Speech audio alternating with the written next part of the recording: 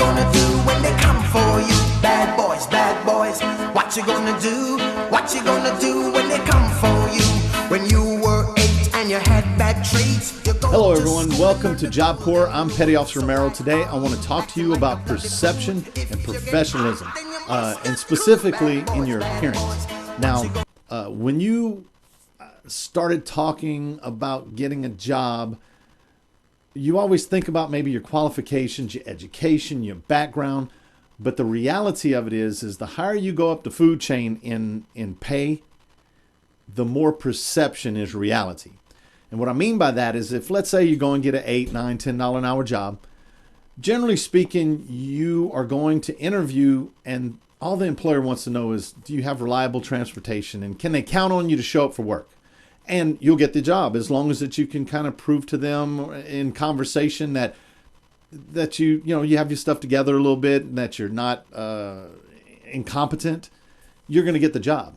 As the money moves up and the requirements move up and the pay obviously goes up, then you start having to compete for jobs.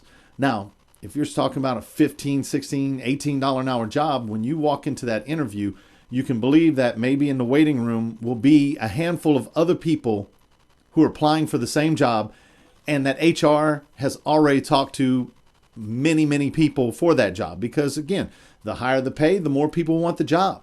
So you could be the very best, the most qualified person for the job. But how does the employer know that? Especially if you walk in and let's say, for instance, when I started at Job Corps, it was the week that everybody was doing cleanup at the lake.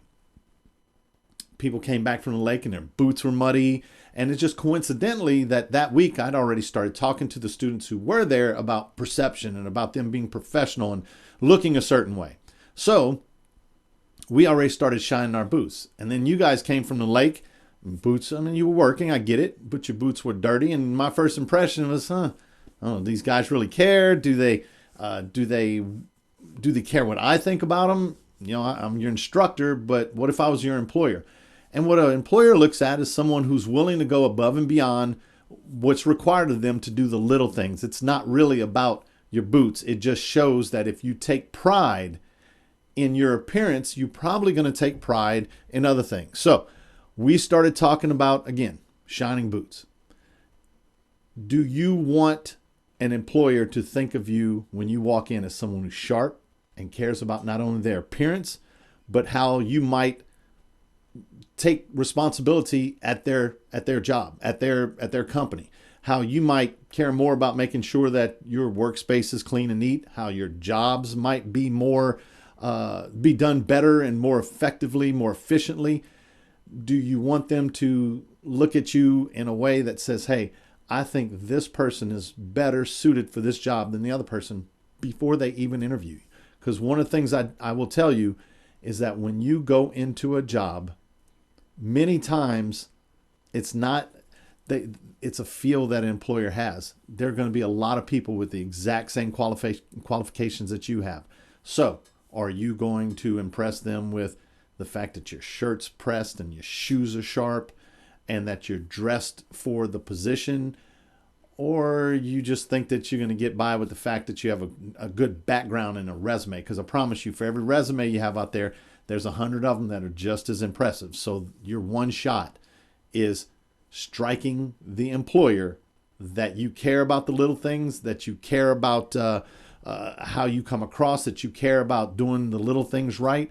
And that's the difference between getting that job and not getting a job. Now, there's a lot of other things that's included, and we'll continue to work on that. But the first thing, and this lesson is kind of pointing to, is that you want to make sure that when you walk in that door, your new potential employer, or keep in mind, sometimes there's multiple interviews. You want that first person to think highly of you to recommend you for the second interview, where you actually meet the person who potentially could be your boss.